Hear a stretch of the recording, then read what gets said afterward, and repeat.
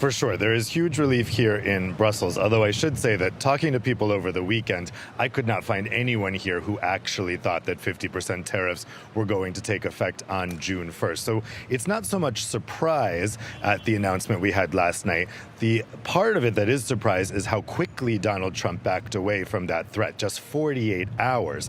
It's not clear what President von der Leyen might have said to him to reassure him. Probably the more likely explanation here is that this was always a maximalist threat and that they wanted to act before the U.S. markets opened today because the U.S. markets already reacted very badly to that news on Friday. Now, this new date, July 9th, is actually the end of the extension for the Liberation Day tariffs that were announced 2 months ago. That's on 20% for the EU.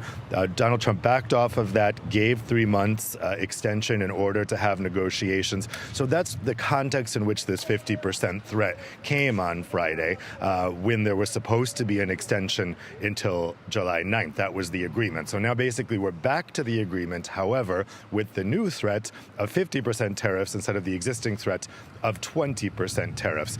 Now, we have a group of members of the European Parliament going to D.C. today to try to talk to the White House. I think that's very unlikely that they're going to be successful in that. Really, it's the Commission that conducts these trade negotiations, and we're supposed to have a meeting between Maroš Šefčovič, the EU Trade Commissioner, and his U.S. counterpart in June, I believe in Paris.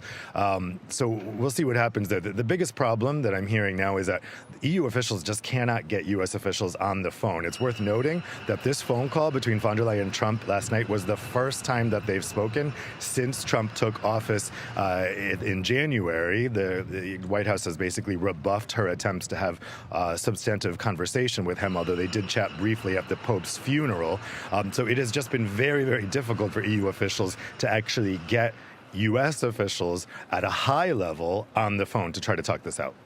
Dave, meanwhile, preparations continuing, though, in case, of course, the deal falls through, and it is a 50% tariff. But is Europe ready?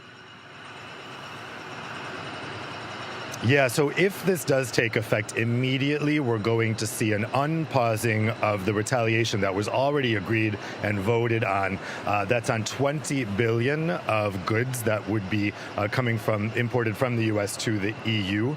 That takes effect immediately. But then earlier this month, we also got a consultation on possible further measures that would impact 100 billion euros worth of goods. Now, that's a drop in the bucket compared to, well, not a drop in the bucket. It's much less than the 350 billion euros that would be affected by Trump's trade measures. However, they are pretty significant. They would target aircraft, cars, medical devices, things that the U.S. really needs. Also in this consultation, the possibility of actually restricting exports to the U.S., specifically in steel and chemicals, is on the table. Now, that consultation is going to be open until June 10th.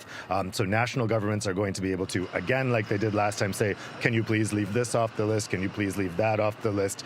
But that is already a pretty substantial response. And then separately to that, the EU can go for the nuclear option, as it's called, to put a tariff on services imports, for which the EU has a trade deficit with the U.S. That's things like financial services, internet providers, streaming services, things like this, things that are not tangible.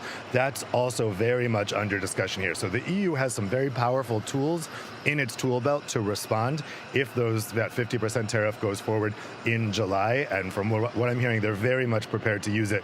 I think that there was a debate when it was 20%. Okay, should we use the nuclear option? Should we not? I've heard this weekend, if it's 50%, the EU will have no choice but to go for that nuclear option and tariff services.